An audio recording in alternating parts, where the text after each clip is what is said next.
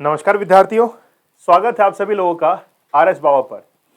आज हम लोग अनुसूची को देखने वाले हैं। शेड्यूल जो है वो हमारे लिए काफ़ी इंपॉर्टेंट है। एक ना एक शेड्यूल जो है वो आपके एग्जाम में पूछी जाती है। हम लोग जिस लेवल से पढ़ेंगे, बड़ी तसल्ली से पढ़ेंगे, बड़े आराम से पढ़ेंगे, ये कोर्स हमारे लिए बड़ा महत्वपूर्ण है। जिस प्रकार से हम लोग एक नए प्लेटफॉर्म से जुड़े हैं, आप लोग सभी जो है एक नए प्लेटफॉर्म से जुड़े हैं, तो सबसे पहले आप लोगों का विश्वास करना जो है वो बड़ा मुश्किल हो जाता है कि सर हम कोर्स लें कि नहीं लें। परेशानियां बहुत सारी हो जाती हैं, बहुत सारे प्रश्न जो है वो आपके दिमाग में घूमते हैं। लेकिन ये मान के चलिए कि आप लोग एक विश्वसनीय टीचर, एजुकेटर और एक विश्वसनीय चैनल के साथ में जुड़े हैं, जहां पर आप लोगों को बहुत अच्छा क्वालिटी कंटेंट प्रोवाइड करवाया जाएगा। हम लोग अभी एक बीज के रूप में जन्म ले चुके हैं। पौधा जो है काफी छोटा है ना। तो अभी सर्दियां बढ़ी रही हैं और हो सकता है कि मौसम परिवर्तन के कारण कुछ भी परिवर्तन हो सकता है, तो आप लोगों का सहयोग उसमें बहुत लगेगा। आप लोग अपने जितने भी सहपाठी गण हैं वहां तक इस कोर्स को जो है वो पहुंचाए, क्योंकि अभी हमारे पास में विद्यार्थी काफी कम है, लेकिन हमारी क्वालिटी के अंदर कोई भी कमी नहीं है। आप लोग इस पूरे चैनल को आगे बढ़ाने के अंदर हमारा सहयोग करें। चलिए शुरुआत करते हैं हम लोग आज के बहुत बेहतरीन सेशन की। आज हम लोग अनुसूचियों को पढ़ने वाले हैं, शेड्यूल्स को पढ़ने वाले हैं। जैसा कि आप लोग को पता है कि वर्तमान में हमारे संविधान के अंदर कुल 12 जो है वो अनुसूचियां हैं। ठीक है, 12 अनुसूचियां हैं। इन 12 अनुसूचियों के अंदर वो बातें लिखी हुई हैं जो कि पूरे संविधान का निचोड़ है। हम जब भी कोई किताब को पढ़ते हैं, मार्केट में किसी भी किताब को लेने के लिए जाते हैं, तो उस किताब जो विक्रेता है, बुक सेलर जो है, उससे कहते हैं कि यार एक बुक जो है वो हमको दिखाइए कि आपकी किताब है कैसी वाकई में। तो वो किताब लेके आता है, उसके फ्रंट पेज को हम लोग देखते हैं कि जहां पे इंडेक्स लिखा रहता है। उस इंडेक्स में देखते हैं कितने चैप्टर है और फिर हमारे सिलेबस के साथ में मैच करते हैं कि वो हमारे सिलेबस के साथ में पूरा सिलेबस को कवर कर रहे हैं कि नहीं कर रहे, सिलेबस को अच्छे से मैच कर रहे हैं कि नहीं कर रहे। ये तमाम बातें हम लोग उसमें देखते हैं। फिर एक पेज और आगे चलते हैं जहां पर लेखक जो है वो अपनी लेखनी से कुछ शब्द लिखता है। वो शब्द आपको इतने या तो पसंद आते हैं या फिर नापसंद आते हैं। पसंद आते हैं तो आप उस किताब को लेने के लिए आगे बढ़ते हैं। लेकिन वाकई में उन शब्दों में लिखा क्या रहता है? उन शब्दों के अंदर लिखा रहता है कि लेखक जो है वो आपको बताना क्या चाहता है इस पूरी किताब के अंदर। जब आप किताब के शुरुआत से लेकर अंतिम बिंदु तक पहुंचेंगे तो वो किताब आपको आखिरकार क्या पढ़ा देगी, क्या समझा देगी, कहां पहुंचा देगी, ये तमाम बातें जो हैं वो उसके अंदर लिखी रहती हैं। जब आपने इंडेक्स को देखा, वहां पर चैप्टर्स लिखे हुए थे, कौन से पेज के ऊपर कौन सा चैप्टर जो है वो दिया हुआ है, ये आपको जो है संतुष्ट करता है कि हाँ पूरे चैप्टर जो है मेरे कवर हो रहे हैं। ठीक वैसे ही संविधान की जो किताब है, उस संविधान की किताब को पढ़ने के लिए जो इंडेक्स दिया हुआ है, उसी इंडेक्स को हम लोग क्या कहते हैं कि वो अनुसूचियां हैं। जहां पर 12 अनुसूचियां 12 चैप्टर्स के रूप में हैं और उन अनुसूचियों में उस संविधान के अंदर क्या क्या लिखा हुआ है, ये तमाम बातें आपकी यहां से क्लियर होती हैं। ठीक है, तो ये बेसिक मैं आप लोगों को बता रहा हूं। अनुसूचियां हम लोग पढ़ रहे हैं। अनुसूचियों की थोड़ा गहराई में जाकर मैं आप लोगों को पढ़ाऊंगा। थोड़ा सा जो है मैं आपका समय लूंगा। जैसे हम लोग जब शेड्यूल्स को पढ़ेंगे, तो शेड्यूल्स को पढ़ते समय हम लोग को कुछ बातें ध्यान में रखनी है। आप लोगों ने एक शब्द सुना होगा जिसको हम लोग कहते हैं जिस्ट। जैसे हम लोग कहें कि आपको एक न्यूज़पेपर पढ़ने की जरूरत नहीं है, उसके अलावा उसके रिप्लेस के तौर पर, सप्लीमेंट के तौर पर आप उसका जिस्ट पढ़ सकते हैं, मतलब समरी पढ़ सकते हैं। वही समरी जो है वो आज हम लोग पढ़ने के लिए जा रहे हैं। ठीक है, वही समरी जो है वो आज हम लोग पढ़ने के लिए जा रहे हैं। तो देखिए किस तरीके से हम लोग पढ़ेंगे। जैसा कि आप लोग को पता है कि हमारे संविधान के अंदर 2 आर्टिकल है। एक तो है आर्टिकल नंबर 394 और एक है आर्टिकल नंबर 393। मैं 393 इस तरफ लिख देता हूं, 393 एंड 394। 2 हमारे पास में आर्टिकल है, 393 और 394। आप जिस किताब के ऊपर ये लिखा हुआ देखते हैं, जिस बुक के ऊपर ये भारत का संविधान है, वो वाकई में उस किताब पर क्या ये लिखा हुआ है कि भारत का संविधान, उस किताब पर ये लिखा हुआ है भारत का संविधान। लेकिन क्या उस किताब के अन्य अगर आर्टिकल्स की तरफ जाएं तो वहां पर भी क्या भारत का संविधान लिखा हुआ है? तो आप लोगों से जब ये प्रश्न आता है तो इसका सीधा सीधा आंसर है कि जब हम लोग आर्टिकल नंबर 393 को पढ़ते हैं तो उसमें भारतीय संविधान का सिद्धांत, भारतीय संविधान का सिद्धांत ने शीर्षक, भारतीय संविधान का शीर्षक जो है वो बेसिकली लिखा हुआ क्या है? भारत का संविधान, कॉन्स्टिट्यूशन ऑफ इंडिया। इसको लिखा गया है आर्टिकल नंबर 393 के अंदर कि भारत का एक संविधान होगा और उस भारतीय संविधान का शीर्षक है भारत का संविधान। ठीक है, अच्छा, तो एक प्रश्न स्टेटमेंट में यह भी बनता है कि क्या भारत का संविधान, इस शीर्षक का जिक्र क्या इसमें अनुच्छेदों के अंदर किया गया है? तो हम लोग कहेंगे यस, किया गया है। ये जो भारत का संविधान है ये आप लोग को पता है कि दो प्रकार से लागू हुआ है। एक तो आंशिक रूप से लागू हुआ है और एक जो है वो पूर्ण रूप से लागू हुआ है। आंशिक रूप से जब लागू हुआ है तो इसकी डेट है 26 नवंबर 1949, जिस दिन ये बनकर तैयार हुआ था, और पूर्ण रूप से लागू होने की डेट है वो है 26 जनवरी 1950। ये दो डेट हैं।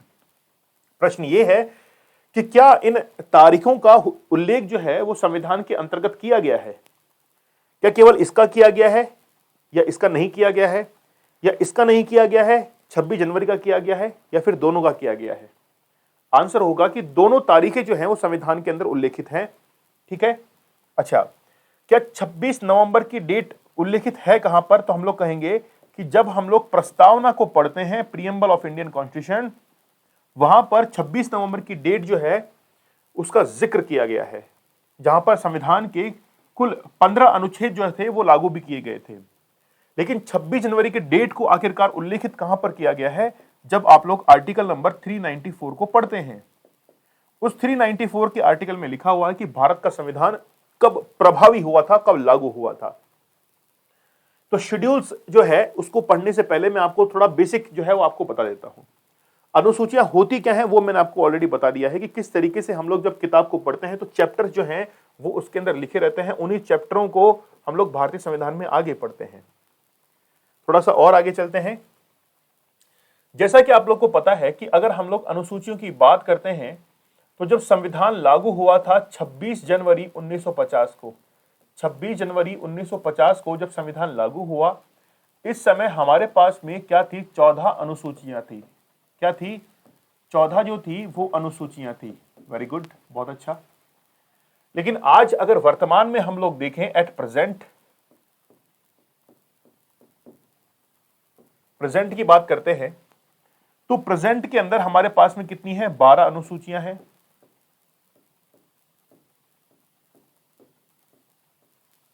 ठीक है, अच्छा, अनुसूची 8 थी, 14 तो भाषाएं थी, तो 8 अनुसूचियां थी और वर्तमान में 12 अनुसूचियां वर्तमान में हो चुकी हैं। इसका अर्थ यह हुआ कि 9वीं अनुसूची, 10वीं अनुसूची, 11वीं अनुसूची और 12वीं अनुसूची ये बाद में जोड़ी गई।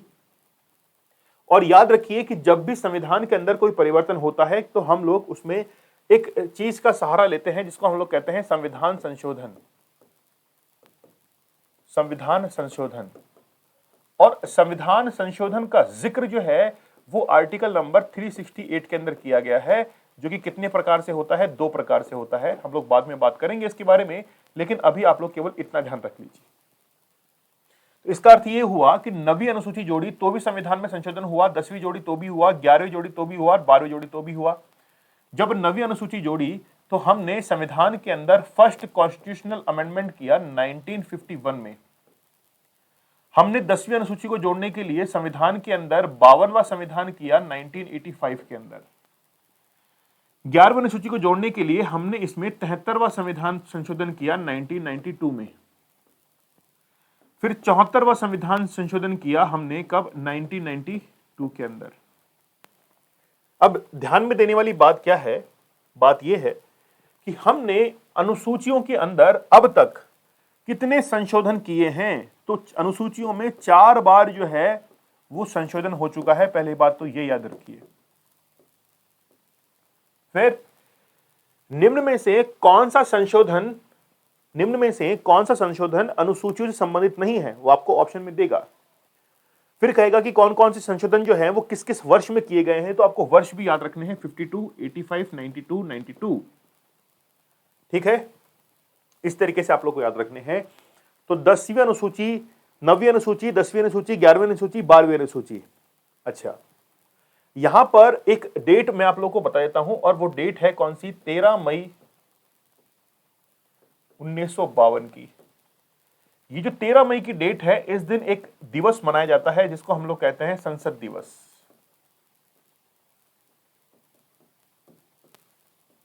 ठीक है, ये जो संसद दिवस है ये 13 मई को मनाया जाता है क्योंकि संसद को उस दिन, यानी कि पहला जो अधिवेशन हुआ था, संसद को एस्टैब्लिश किया गया था, लोकसभा जो थी वो अस्तित्व के अंदर आई थी। लेकिन अब एक जिक्र है कि ये जो संविधान संशोधन मैंने यहां पे लिखा है, इस संविधान संशोधन को करने का अधिकार किसके पास में है, संसद के पास में है। लेकिन संसद जब 13 मई 1952 को गठित हो रही है, ठीक है, 13 मई 1952 को जब गठित हो रही है, तो ये जो 1951 के अंदर संविधान संशोधन है, ये 1951 में संविधान संशोधन किसके द्वारा किया गया है, तो ये पहला कॉन्स्टिट्यूशन अमेंडमेंट 1951 के अंदर हुआ था। ये अमेंडमेंट जो है फिर किसके द्वारा किया गया, मैंने गलती से वहां पे जो है 52 लिख दिया था, 51 है वो। तो ये जो 52 के अंदर संसद का गठन हुआ और संसद संशोधन कर सकती है, तो फिर 1951 में किसने कर दिया, जब संसद ही 1952 में बनी। तो हम लोग कहेंगे कि पहली अनुसूची के लिए जो संविधान में संशोधन है वो किसके द्वारा किया गया था, संविधान सभा के द्वारा।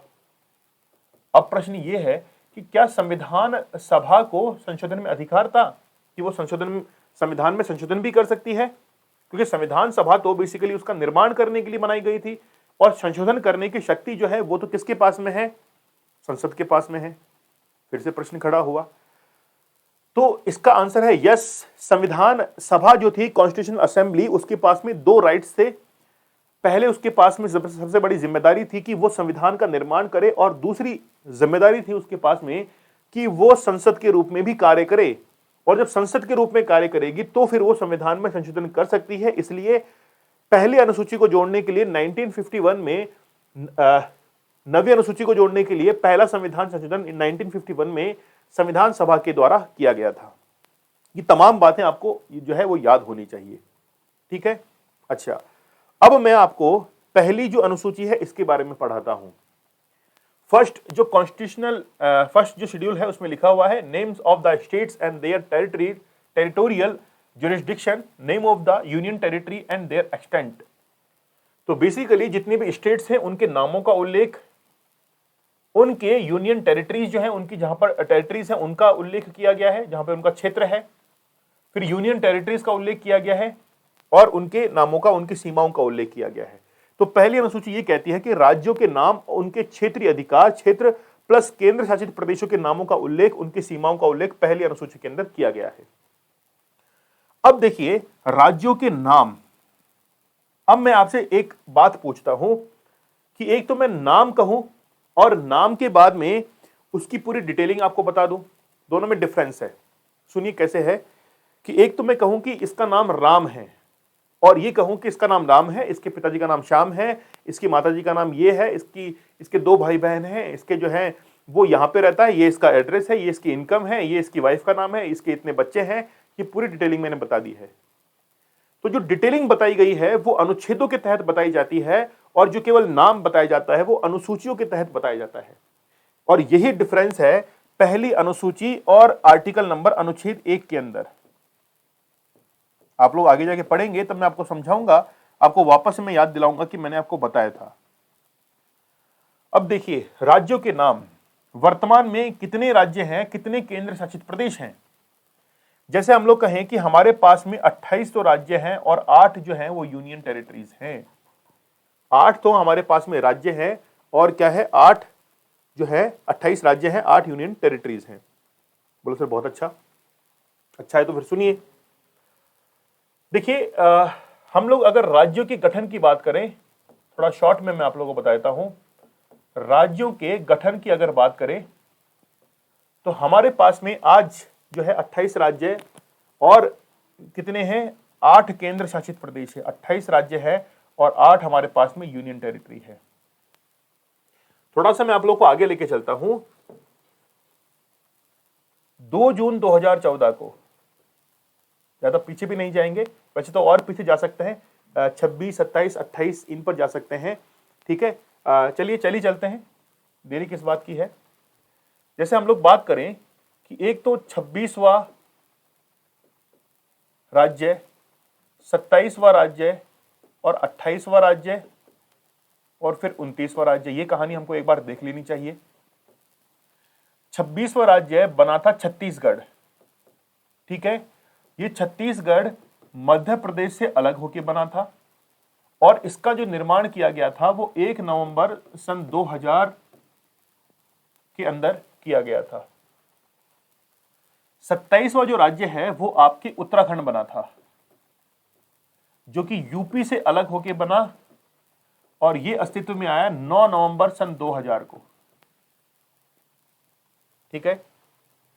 28वां राज्य आपके झारखंड बना, जो कि बिहार से अलग होकर बना और 15 नवंबर सन 2000 को अस्तित्व में आया। क्लियर है यहां तक? यह 28 राज्यों तक की कहानी शॉर्ट में बता रहा हूं मैं आपको। 29वां राज्य आपके पास में कौन सा बना? तेलंगाना बना, ठीक है। कौन सा बना?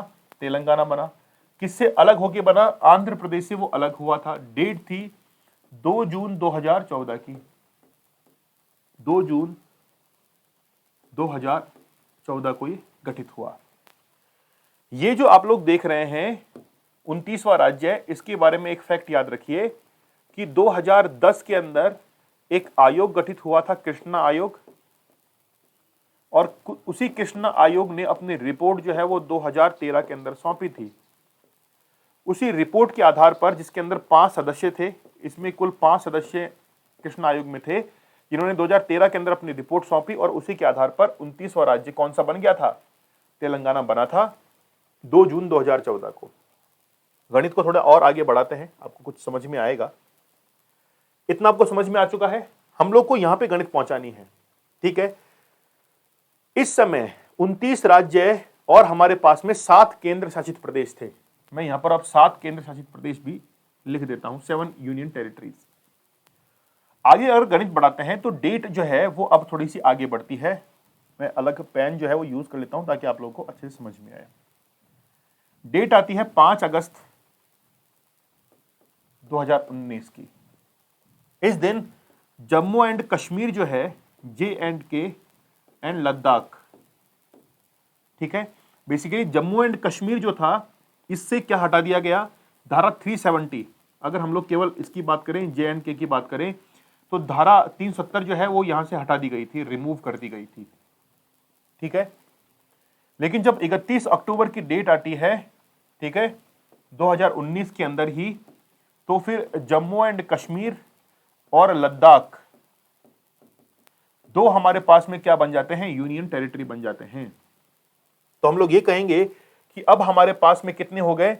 29 तो राज्य हो गए और यूनियन टेरिटरी 2 बने हैं, तो 9 यूनियन टेरिटरी हो गए। तो मैं यहां पे लिख देता हूं कि अब हमारे पास में स्थिति ये बनकर आ गई है कि 29 तो राज्य हो गए, है ना, 29 तो राज्य हो गए और 9 यूनियन टेरिटरी है। अब आपका दिमाग फिर से घूमेगा, क्योंकि सर आपने गलत लिख दिया। यस, मैंने गलत लिखा है। क्यों लिखा है? क्योंकि अगर जम्मू कश्मीर से राज्य का दर्जा हटा लिया गया है तो यहां पर अब 29 नहीं, हम लोग 28 लिखेंगे। इसलिए ये जो गणित है वो यहां पर निकल के आती है कि 28 तो हो गए राज्य, लेकिन ये अभी 9 से 1 कम कैसे हो गए? 1 कम कैसे हुआ कि एक यूनियन टेरिटरी जिसको हम लोग कहते हैं दादर नागर हवेली, दादर नागर हवेली हम लोग कहते हैं, ये जो दादर नागर हवेली है इसको क्या कर दिया? दादर, दमन और दीव, दमन और दीव ये पहले अलग अलग थे। दमन, दीव और दादर नागर हवेली पहले अलग अलग यूनियन टेरिटरीज थे, इनको मिक्स कर दिया। जैसे ही इनको अटैच किया तो 9 से बढ़कर ये अब कम होके कितना हो गए? 8 हो गए। वर्तमान की स्थिति ये है। समझ में आ रहा है आपको? इस तरीके से आप लोग को थोड़ा सा इलेबोरेट करके अच्छे से समझना पड़ेगा। ये तमाम बातें जो हैं, राज्यों के नाम, ये जिक्र कहां पे किए गए हैं? आपके अनुसूची जो है वो 1 के अंदर किए गए हैं कि हमारे पास में 28 तो जो है राज्य है और 8 अनुसूचियां हैं। अब प्रश्न ये है कि सर क्या जब जम्मू कश्मीर लद्दाख यूनियन टेरिटरी बने तो ये संख्या में जब परिवर्तन हुआ तो फिर क्या अनुसूची 1 में ही परिवर्तन किया गया? तो यस, जब भी इन संख्या के अंदर कोई भी बदलाव होगा तो हम लोग पहली अनुसूची में क्या करेंगे? संशोधन करेंगे, परिवर्तन करेंगे, उसमें परिवर्तन होता है, यहां पे चेंजेस होते हैं। क्या केवल यहीं पे चेंजेस हैं या फिर और कहीं पे भी चेंजेस हैं? तो आर्टिकल नंबर 1 जो है वहां पर भी चेंजेस मिलते हैं आपको। तो 3 जगह हम लोग चेंजेस देखेंगे। ये क्वेश्चन आरएस प्रीलिम्स 2013 का आप लोग देखिएगा, ठीक है। आईएएस में भी आया हुआ है, सिविल सर्विसेज यूपीएससी के अंदर भी, कि जब भी राज्य या केंद्र शासित प्रदेशों का गठन होता है तो कहां कहां चेंजेस होते हैं। तो देखिए, सबसे पहला चेंज होता है भाग 1 के अंदर, फिर होगा अनुसूची 1 में, और फिर होगा जो है आपके अनुच्छेद 1 के अंदर। ये 3 जगह जो है परिवर्तन देखने को मिलेंगे। 3 जगह, 2 जगह नहीं, 3 जगह देखने को। 2 तो हो ही है, भाग 1 के तो भाग है, ये समझ रहे हैं आप लोग? ये बात क्लियर है? Okay, very good. ये जो है स्क्रीनशॉट आप लोग ले लीजिएगा। वैसे स्क्रीनशॉट जो है आपको अलाउ नहीं है ना, फिर भी मैंने यहाँ पर इसको लिख दिया है, आप लोग उतार लीजिएगा इसको, है ना। ये आप लोग उतार लीजिएगा। नोट्स में हो सकता है कि हालांकि इंक्लूड करेंगे हम लोग, लेकिन फिर भी आप लोग इसको एक बार उतार लीजिएगा, ठीक है। ओके, वेरी गुड, समझदार हैं आप लोग। हम लोग बढ़ते हैं दूसरी अनुसूची की तरफ कि दूसरी अनुसूची कहती क्या है। पहले अनुसूची क्लियर है, दूसरी की तरफ बढ़ते हैं। दूसरी अनुसूची कहती है कि जितनी भी सैलरीज है, पहले हम लोग पढ़ लेते हैं कि लिखा हुआ क्या है। निम्नलिखित के परिलब्धियों, भत्तों, विशेषाधिकार, प्रिविलेजेस से संबंधित प्रावधान है। भारत के राष्ट्रपति, राज्यों के राज्यपाल, राज्यों में लोकसभा और विधानसभा के अध्यक्ष, उपाध्यक्ष, सर्वोच्च न्यायालय और उच्च न्यायालय के न्यायाधीश, भारत के सीएजी, राज्य में राज्यसभा और विधान परिषद के सभापति और उपसभापति। मतलब हम लोग कहेंगे कि संवैधानिक पदाधिकारियों की, शॉर्ट में कह देंगे, जितने भी कॉन्स्टिट्यूशनल बॉडीज हैं, संवैधानिक जितने भी पदाधिकारी हैं, ऑफिसर्स हैं, संवैधानिक जो पदाधिकारी हैं, उनके वेतन का उल्लेख, किसका उल्लेख? वेतन का उल्लेख कहां पर किया गया है? अनुसूची 2 के अंदर। लेकिन आप यहां पे आप देख रहे होंगे कि क्या भारत के राष्ट्रपति का भी वेतन का उल्लेख किया गया है? यहां पर यह आपको पॉइंट आउट ध्यान में रखना है कि बेसिकली भारत के राष्ट्रपति के वेतन का उल्लेख नहीं किया गया है ना। राष्ट्रपति का किया गया, उपराष्ट्रपति का नहीं किया गया है ना। अच्छा, राष्ट्रपति लिखा हुआ है, उपराष्ट्रपति का नहीं किया गया है। भारत के जो उपराष्ट्रपति हैं उनके वेतन का उल्लेख नहीं किया गया है। क्यों नहीं किया गया है? यहां पे लिखा भी नहीं है। और क्यों नहीं किया गया है, कारण समझिए। वो इसलिए नहीं किया गया है क्योंकि उपराष्ट्रपति के तौर पर कार्य नहीं करते हैं। इनको उपराष्ट्रपति का कार्यभार नहीं दिया गया है। इनको तो बैठाया इसलिए गया है क्योंकि भारत का राष्ट्रपति, ये जो पद है, ये कभी भी खाली नहीं जा सकता है। इस पद पर हमेशा कोई ना कोई व्यक्ति जो है वो जरूर आके बैठेगा। क्लियर है? इस पद की शोभा बनाए रखने के लिए उपराष्ट्रपति को इसलिए बनाया गया है ताकि पद खाली हो तो वहां पर चला जाए। लेकिन फिर इतने दिन काम क्या करेगा ये? तो इतने दिन राज्यसभा के सभापति के तौर पे काम करेगा और उसके ही लिए जो है इसको वेतन भी दिया जाएगा। तो क्या हम लोग कह सकते हैं कि राज्यसभा के सभापति के वेतन का उल्लेख है? तो हम लोग कहेंगे यस, राज्यसभा के सभापति के वेतन का तो उल्लेख है, लेकिन उपराष्ट्रपति के वेतन का उल्लेख अनुसूची 2 के अंदर नहीं है। क्लियर है? आगे देखिए अनुसूची 3 में देखिए, निम्नलिखित के लिए शपथ और प्रतिज्ञान, मतलब इसके अंदर उल्लेख किसका है? ओथ का। शपथ जो है, ओथ्स जो है वो कहां पर लिखी गई है? अनुसूची 3 के अंदर लिखी गई है। लेकिन अब फिर से प्रश्न है, यहां पर राष्ट्रपति और राज्यपाल की शपथ का उल्लेख नहीं है। राष्ट्रपति और राज्यपाल जो हैं उनकी शपथ का उल्लेख नहीं है। बोलो फिर क्या ये शपथ लेते ही नहीं है क्या? नहीं, शपथ तो लेते हैं, शपथ तो लेते हैं। तो इनकी शपथ का उल्लेख, इनसे संबंधित जब हम लोग आर्टिकल्स को पढ़ते हैं, अनुच्छेदों को पढ़ते हैं, वहां पर इनसे संबंधित अनुच्छेदों का उल्लेख किया गया है। ठीक है? तो अगर हम लोग राष्ट्रपति को पढ़ेंगे तो राष्ट्रपति संबंधित अनुच्छेदों का उल्लेख वहां पर किया गया है। ठीक है? तो यहां पर एक्सेप्शनल केस याद रखना कि यहां पर शपथ का उल्लेख है। अच्छा, एक प्रश्न आप लोगों ने देखा होगा, एक प्रश्न मैं आप लोगों को बताता हूं। जैसे मान लीजिए कि एक तरफ तो लिखा रहता है पद, ठीक है, यहां पर लिख दिया है CGI, chief justice of India, यहां पे लिख दिया है राष्ट्रपति, यहां पे लिख दिया है मंत्रिमंडल या फिर मंत्री। ठीक है। फिर एक और लिख दिया है इधर जो है वो लिख दिया है CAG या कुछ भी मान लीजिए सदस्य लिख दिया है, और दूसरी तरफ लिख दिया है इनके शपथ का प्रारूप, ड्राफ्ट ऑफ ऑथ, शपथ का प्रारूप लिख दिया गया है कि CGI किस बारे में शपथ लेते हैं, राष्ट्रपति, मंत्री कैसी ये शपथ कैसी लेते हैं। तो आप लोग थोड़ा सा ध्यान रखिए, CGI जो है वो हमेशा संविधान की रक्षा की शपथ लेते हैं। CGI जो है वो हमेशा कि वो प्रोटेक्शन ऑफ कॉन्स्टिट्यूशन, उसकी रक्षा आखिरकार कैसे की जाए, उसका उल्लंघन ना हो, ठीक है। राष्ट्रपति जो है, राष्ट्रपति शपथ जब लेंगे वो लेंगे कि वो संविधान की रक्षा की तो शपथ लेंगे ही, साथ में ये भी देखेंगे कि कहीं जो है कोई उसका उल्लंघन तो नहीं कर रहा है। तो यहां पर CGI जब रक्षा की शपथ लेते हैं तो इसके साथ में एक चीज और ऐड हो जाती है कि कानून जो है, कानून का संरक्षण या फिर उल्लंघन कोई कर तो नहीं रहा है, ठीक है। और यहां पर संविधान की रक्षा की शपथ ली जाती है। मंत्री जब शपथ लेते हैं वो पद की गोपनीयता जो है इसकी शपथ लेते हैं। सदस्य जो शपथ लेते हैं वो पद की गरिमा की शपथ लेते हैं, ठीक है। तो थोड़ा सा ध्यान रखना, मेनली ये है मंत्री के लिए कि पद की गोपनीयता, राष्ट्रपति संविधान की रक्षा, और CGI जो है वो कानून की जो है, कानून के तहत जो है पूरा का पूरा पूरे नागरिक जो है वो इसके तहत चले, संविधान की रक्षा हो, कानून का संरक्षण हो, इन तमाम बातों की शपथ जो है वो CGI लेते हैं। तो ये तो थी आपके पास में तीसरी अनुसूची। चौथी अनुसूची देखिए जिसमें लिखा हुआ है राज्यों और केंद्र शासित प्रदेशों के राज्यसभा सीटों का आवंटन। चौथी अनुसूची अब समझिए, राज्यसभा में सीटों का आवंटन। तो राज्यसभा में सीटों का आवंटन कैसे होता है वो समझिए। देखिए, जब भी हम लोग इस शब्द को पढ़ते हैं distribution of seats in Lok Sabha and Rajya Sabha, तो सीटों का जो आवंटन होता है ये किस आधार पर होता है। देखिए, सीटों का आवंटन दो प्रकार से, दो आधार पर। एक तो होता है 1971 की जनसंख्या के आधार पर, और एक होता है सन 2000 की एक की जनसंख्या के आधार पर। बोलो सर आपने दो चीजें लिख दी हैं, यहां पर लिखनी पड़ी, भाई क्या करते। 1971 की जनसंख्या के आधार पर केवल और केवल सीटों का आवंटन होता है, लेकिन जब 2001 की जनसंख्या की हम लोग बात करते हैं तो उसके आधार पर निर्वाचन क्षेत्रों का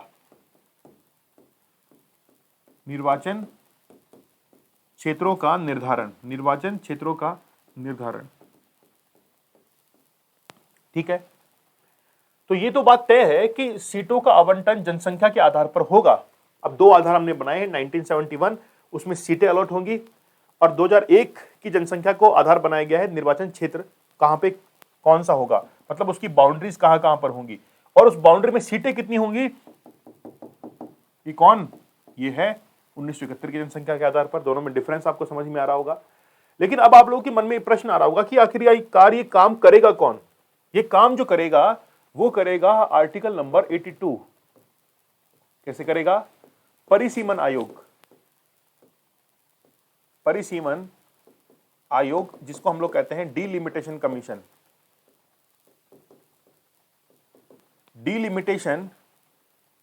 कमीशन इसको कहते हैं। राष्ट्रपति के द्वारा by the president organise the delimitation commission headed by a chairman. आज तक 4 बार वो परिसीमन आयोग डीलिमिटेशन जो है गठित हुए हैं। हम लोग अगर वर्ष देखें तो 1952, 1962, 1972 और 2001, याद रखना 2002 लिख दीजिए इस पे, 2002 जनगणना के बाद होता है। तो 4 बार परिसीमन आयोग का गठन हुआ है। ये जो 2002 वाला था इसका आप लोग याद रखिए, कुलदीप सिंह, आप लोग नोट कर लेना इसको अलग से, नोट्स में ध्यान रखना, हो सकता है कि आपको अलग से ना मिले, प्रॉब्लम हो सकती है फिर बाद में आप लोग को। कुलदीप सिंह जो थे वो 2002 के परिसीमन आयोग के अध्यक्ष थे। उन्हीं के द्वारा ये जो है वो क्या, सीटों का आवंटन और निर्वाचन क्षेत्रों का निर्धारण होता है, ठीक है। और ये सब किसके देखरेख में होता है, निर्वाचन आयोग के। केंद्रीय निर्वाचन आयोग जो है उसकी देखरेख में तमाम कार्य जो है वो किए जाते हैं। क्लियर है, यहां तक समझ में आई बात। परिसीमन आयोग, डीलिमिटेशन कमीशन, ये तमाम बातें आपको समझ में आ गई है। याद रखना कि डीलिमिटेशन कमीशन ने जो निर्णय दे दिया है उसको चैलेंज नहीं कर सकते हैं कोर्ट के अंदर। जिस लेवल पे हम लोग पढ़ रहे हैं उस लेवल को आप लोगों को टच करना पड़ेगा, तब जाकर आप लोग जो है वो अच्छा एक नॉलेज गेन कर सकते हैं। मैं अपना फुल एफर्ट दूंगा, लेकिन बस बात यह है कि आप लोग अच्छे से मेहनत कीजिए, इन बातों को नोट कीजिए। अगर वाकई में आप लोगों को लगता है कि सर जो है वो अच्छा पढ़ा रहा है, पसंद आ रहा है हमको, तो कम से कम मुझे एक व्हाट्सएप पर मैसेज जरूर छोड़ दीजिएगा, ताकि मुझे मेरा मनोबल जो है वो भी बढ़े कि वाकई में विद्यार्थी को पसंद आ रहा है इसको पढ़ने के बाद, ठीक है। और मुझे लग जाएगा कि हाँ विद्यार्थी जो है संतुष्ट है इससे। एक मैसेज जरूर छोड़िए आप, और आपके जितने भी सहपाठी कर रहे हैं उनको बताइए कि ऐसे कोर्स चल रहा है, आप जो है इसमें एनरोल हो सकते हैं। क्लियर है? तो चौथी अनुसूची के अंदर राज्यसभा की सीटों का आवंटन। अच्छा, पूरा और कंप्लीट कर देते हैं। तो राज्यसभा के अंदर, अभी आप लोग ऑफलाइन में नहीं है तो मैं आपसे प्रश्न पूछता कि राज्यसभा में कितनी सीटें जो है SC ST के लिए आरक्षित है। तो राज्यसभा के अंदर बेसिकली कोई आरक्षण होता नहीं है, लेकिन अगर हम लोग राजस्थान की बात करें तो राजस्थान के लिए कुल 10 सीटें जो हैं वो क्या की गई हैं, निर्धारित की गई हैं। 10 सीटें निर्धारित की गई हैं। कुल सीटें कितनी हैं? 245 हैं। प्रश्न यहीं से बन के आ जाएगा कि राजस्थान का आखिरकार प्रतिशत कितना है, परसेंट बताइए। राज्यसभा में राजस्थान का कितना प्रतिशत हिस्सा है? तो 245 सीटों में से 10 सीटें आरक्षित हैं, तो परसेंटेज आप लोग जरूर निकाल के जाना। ये क्वेश्चन आपको जो है वो सिविल सर्विसेज UPSC के अंदर जो है, यानी कि राजस्थान के लिए नहीं था बेसिकली, लेकिन ऐसे प्रश्न जो है वो आपको UPSC के अंदर देखने को मिलेंगे। आप लोग जब RS प्रीलिम्स 2013 का जो पेपर डिलीट हुआ था, 24 अक्टूबर को पेपर हुआ था, आई थिंक 24 अक्टूबर या 23 अक्टूबर को पेपर हुआ था सन 2013 के अंदर। उस समय एक ऐसा ही प्रश्न जो है वो पूछा भी गया था प्रतिशत के आधार पर। देखना आप लोग पेपर उठा के, ठीक है। ये तमाम बातें आप लोग को याद रखनी है। तो चौथी अनुसूची तक हम लोगों ने जो है वो पढ़ लिया है। चौथी अनुसूची जो है वो हम लोगों ने पढ़ ली है। चलिए कोई बात नहीं, हम लोग पांचवी अनुसूची जो है इसको नेक्स्ट लेक्चर में कवर करेंगे। लेक्चर नहीं तो ज्यादा बड़ा हो जाएगा, ठीक है। लेक्चर जो है वो ज्यादा बड़ा हो जाएगा सडन। बस अब आपको जो है वो अगले लेक्चर में हम लोग मिलते हैं। वाकई में आपको समझ में आ रहा है तो मुझे मैसेज जरूर कीजिएगा एक, ठीक है। एक मैसेज छोड़ देना व्हाट्सएप नंबर पर 9887142326 पर। क्लियर है? चलिए नेक्स्ट लेक्चर में हम लोग मिलते हैं, तब तक के लिए धन्यवाद। Thank you.